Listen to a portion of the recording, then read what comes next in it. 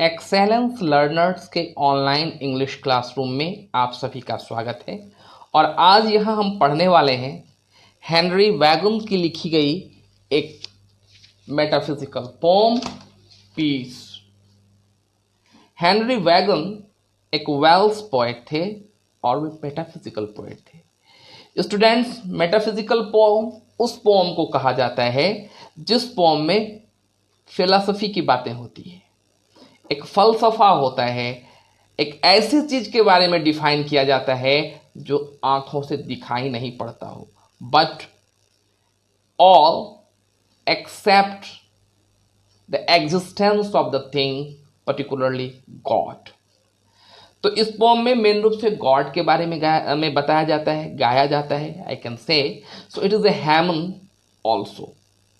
तो आज इसी पोम की मैं व्याख्या करूंगा आपके पास। और हेनरी वैगन ने इंग्लिश लिटरेचर में half RAM, it is a kind of birds, की शुरुआत की थी। हाफ रैम लिखने की शुरुआत हेनरी वैगन ने ही की थी। तो आज इसी पोम की व्याख्या मैं आप लोगों के सामने अपने चैनल एक्सेलेंस लर्नर पर करूंगा। तो जब तक कि मैं इसकी व्याख्या शुरू करूं, आपसे रिक्वेस्ट करना चाहूंगा कि जिन लोगों ने अब तक मेरे इस चैनल को सब्सक्राइब नहीं किया है, प्लीज़ अभी का भी जाएं और मेरे इस चैनल को सब्सक्राइब कर लें, ताकि यहाँ से जब कभी मैं कुछ आपके स्टडी मटेरियल्स को अपलोड करूँ, अपडेट करूँ, तो उसका नोटिफिकेशन आपके पास आए। ठीक है, तो चलिए आप सब्सक्राइब कीजिए और मैं अभी आपके सामने इस पोम की व्याख्या करता हूँ। ठीक है।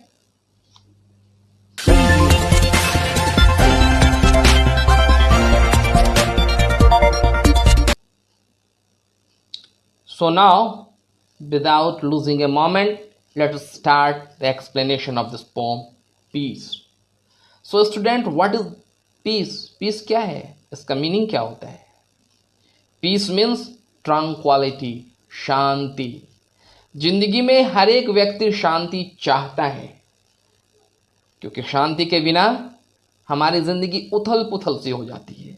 लेकिन यह शांति कहाँ मिलेगी, कैसे मिलेगी, इसके लिए हमें क्या करना पड़ेगा, इसके बारे में पोम में बताया जा रहा है, पोएट हमें बता रहे हैं। राइट। इस पोम में पोएट ने एड्रेस अपने आप को किया है, मतलब खुद अपनी आत्मा, अपनी सोल को बता रहे हैं। और क्या कह रहे हैं, चलिए देखते हैं इस पोम में। My soul, there is a country afar beyond this stars where stand a winged sentry all skilful in the war. वो समझा रहे हैं अपनी आत्मा को, माई सोल, मेरी आत्मा, there is a country, country मतलब देश, एक देश है, कहाँ, बियॉन्ड द स्टार, उस ऊंचे आसमान में, तारों के ऊपर, where stand a winged sentry, wing मतलब जिसे पंख लगी हो, तो वहां रहता है कौन, पंख लगा हुआ एक सेंट्री, सेंट्री मतलब सिपाही, all skilful in the war, जो हर एक प्रकार के युद्ध में प्रवीण है। The sentry that has winged is very master and skillful in all kinds of war. यह हमें बता रहे हैं पॉइंट।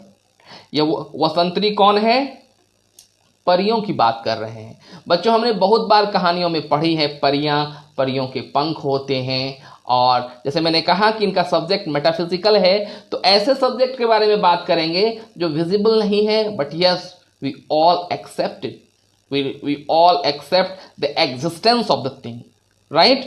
तो यही बता रहे हैं कि वो संतरी है जिसमें कि पंख लगी हुई है। कौन है वह, परियां हैं। चलिए आगे। There above noise and danger sweet peace sits crowned with a smile। और कहता है वहीं above noise and danger, जहां खतरा और, noise मतलब शोर, खतरे और शोर के ऊपर, मतलब जहां की खतरा और शोर नहीं है, वहां कौन बैठता है, पीस सीट्स, वहां शांति बैठता है। और उसके माथे पर क्या है, क्राउन्ड विथ स्माइल, और वह शांति मुस्कुराहट की मुकुट को पहन कर रखा हुआ है। राइट। चलिए आगे। एंड वन बॉर्न इन मैंगर, मैंगर मतलब होता है जानवरों को जिस चीज में खाना दिया जाता है। यदि आपके घर में गाय बैल होंगे तो आपने देखा होगा उसको खाने के लिए एक बड़ा सा सीमेंटेड बर्तन होता है, जिसे हम नाद कहते हैं, है ना, एक बॉक्स बोलते हैं, वही मैंजर है। And one born in manger command the beauteous files, और बोल रहा है यहाँ पर पोएट कि वह जिसका कि जन्म उस मैंजर में हुआ है, उस नाद में हुआ है, वह फ्लाइज मतलब उड़ने वाली, यह उड़ने वाली को कमांड करता है, मतलब उसको आदेश देता है। किसका जन्म हुआ था नाद में?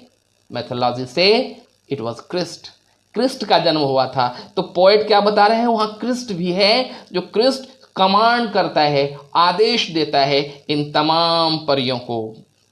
ही इज दाई ग्रेसियस फ्रेंड, वही तुम्हारा सबसे सच्चा मित्र है। ही मतलब he is here for Christ, Christ ही तुम्हारा सबसे अच्छा दोस्त है। And O my soul awake, और वह कह रहे हैं अपनी आत्मा को, जगो, did in pure love descend to die here for the sake. क्यों? क्योंकि वही यहां तो आया था, डिसेंड मतलब उतरना, यहां वही तो आया था तुम्हारे प्योर लव के साथ, और फॉर दाई सेक, दाई मतलब योर, और तुम्हारे लिए, तुम्हारे वास्ते, फॉर योर शेक डाई। कौन हुआ था? जीसस आए थे और अपनी जान उन्होंने हमारे सीन्स के लिए दे दी, हमारे पापों को मुक्ति देने के लिए, पापों से मुक्ति करने के लिए हमें उन्होंने अपनी जान दे दी। इसलिए पोएट कह रहे हैं did in pure love descend, जो प्योर लव के साथ आया था और ढाई और मरा था तुम्हारे लिए। If the canst get but thither, there grows flower of peace, the rose that can't विदर।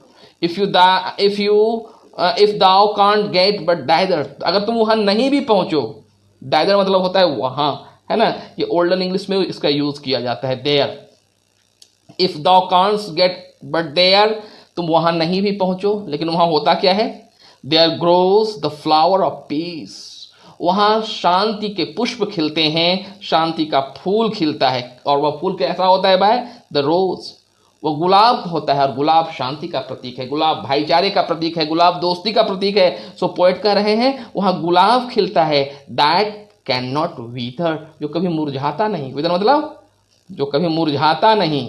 आगे देखिए पोएट और क्या बता रहे हैं, thy fortress and thy ease leave then thy foolish range. इसलिए पोएट कहते हैं यहां तुम जितने भी सुरक्षा में हो, फोर्ट्रेस मतलब होता है किला, दाई मतलब योर, तुम्हारा जितना भी यहाँ का किला मतलब अपने आप को सुरक्षित करने का साधन है, जितने अपने आप को आराम देने की चीजें हैं, छोड़ दो उन्हें, लीव देन, छोड़ दो उन्हें, दे फुलिश रेंजेस, वे क्या है?